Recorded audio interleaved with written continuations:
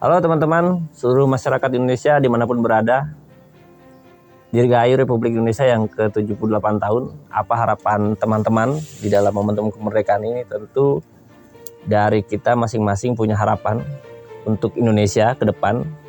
Dan kami, Pemuda Desa, dalam video ini juga akan menyampaikan harapan tentang masa depan Indonesia yang lebih maju, terutama dalam aspek pendidikan yang ada di Indonesia. Pendidikan adalah hal yang paling penting dalam satu negara. Bagaimana tidak, dalam amanat konstitusi kita, tujuan bernegara kita salah satu poinnya adalah mencerdaskan kehidupan bangsa. Dan bagi kami percaya bahwa maju atau mundurnya satu negara itu tergantung kualitas pendidikan yang ada di negara itu sendiri. Dan inilah poin penting di dalam video ini, bahwa proses pembangunan yang ada dalam satu negara itu harus sejalan dengan proses pembangunan kualitas pendidikan itu sendiri. Lalu teman-teman, sekiranya apa yang membuat pendidikan di kita di Indonesia masih jauh dari kata sempurna? Kalau kita lihat data yang dirilis oleh PISA misalkan, bahwa pendidikan kita itu berada dalam urutan ke-72 dari 77 negara yang diriset oleh PISA, bahwa kualitas pendidikan Indonesia ini belum berjalan maksimal. Kita masih berada di dalam 6 terendah sedunia kalau bicara soal pendidikan. Ini sebenarnya yang perlu kita refleksikan di dalam momentum kemerdekaan ini. Karena ini kalau dibiarkan seperti api dalam sekam, tentu akan menimbulkan masalah yang lebih serius di masa yang akan datang. Ada banyak faktor tentunya di dalam dunia pendidikan di Indonesia. Bukan hanya persoalan infrastruktur, tapi juga persoalan sumber daya manusia yang ada di dalam dunia pendidikan di Indonesia. Terutama mengenai kompetensi guru dan kesejahteraan guru. Ini dua poin yang saling terhubung satu sama lain. Kompetensi guru, kualitas guru itu dipengaruhi juga oleh kesejahteraan guru atau pendidik itu sendiri. Nah, di Indonesia ini belum berjalan secara maksimal. Kalau kita lihat fenomena yang ada sejauh ini seperti itu. Kalau di Singapura, kita lihat di negara tetangga yang punya ranking lebih bagus, yang punya peringkat lebih bagus kalau bicara soal kualitas pendidikan di dunia. Singapura mempunyai kompetensi guru yang luar biasa. Tidak sembarang orang bisa menjadi guru di Singapura. Harus melalui standarisasi dan kompetensi-kompetensi tertentu untuk menjadi guru di Singapura. Namun, di balik itu, kesejahteraan mereka terjamin sebagai seorang guru. Ini yang kemudian harus dipikirkan sebenarnya oleh negara.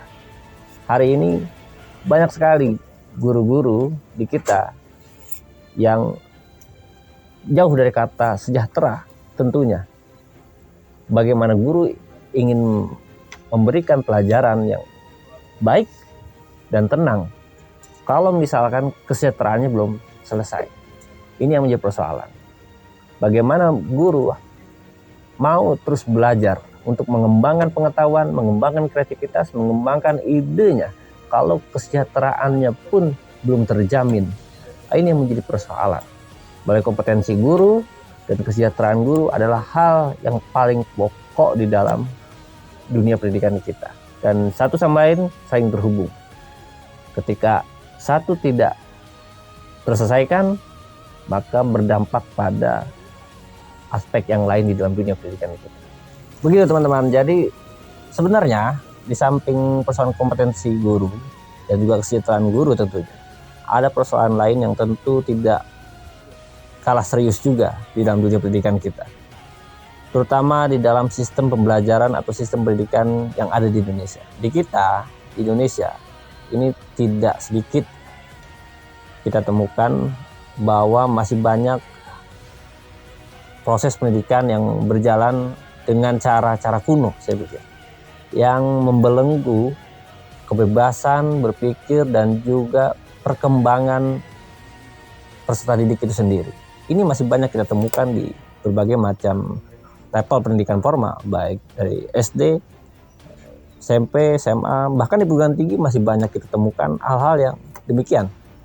Ini yang sebenarnya menjadi persoalan di proses pembangunan pendidikan di kita.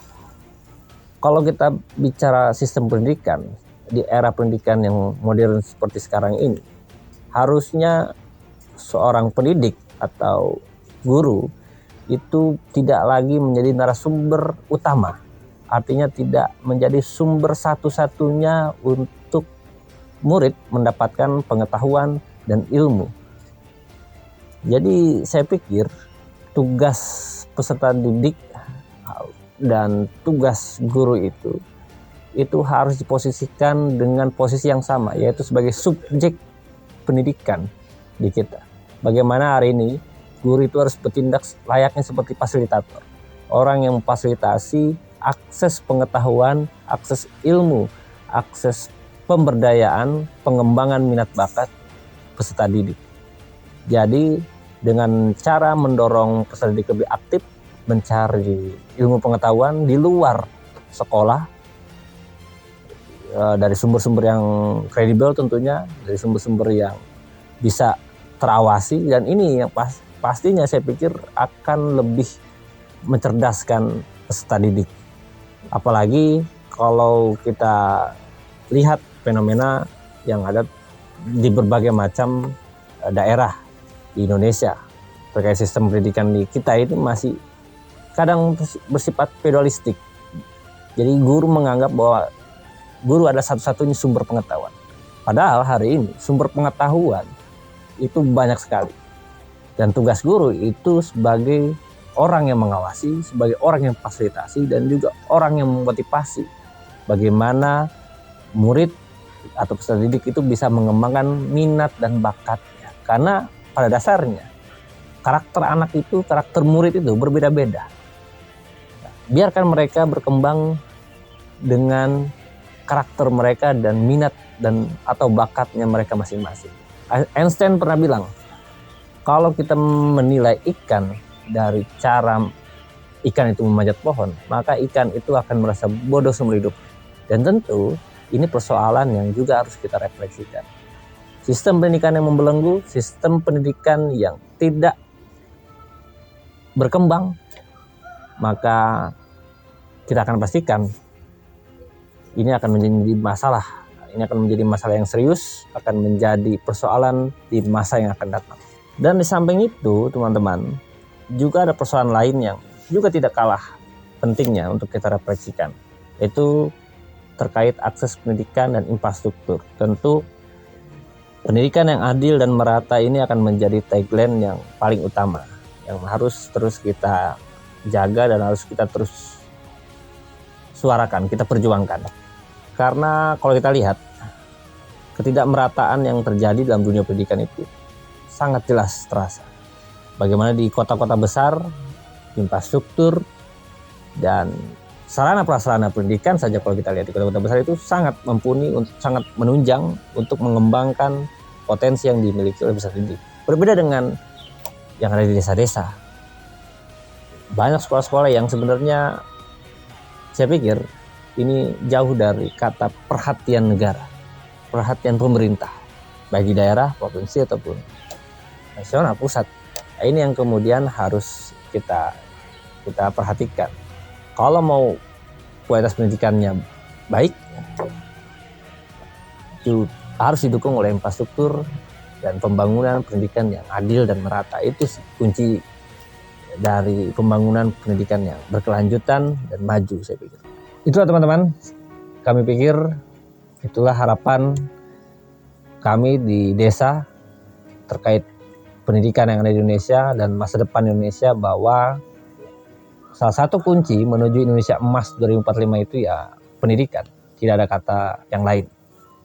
Itu saya pikir semoga di hari kemerdekaan ini Indonesia tetap terus konsisten di dalam merawat dan membangun pendidikan yang berkualitas dan lebih maju menuju Indonesia Emas 2045.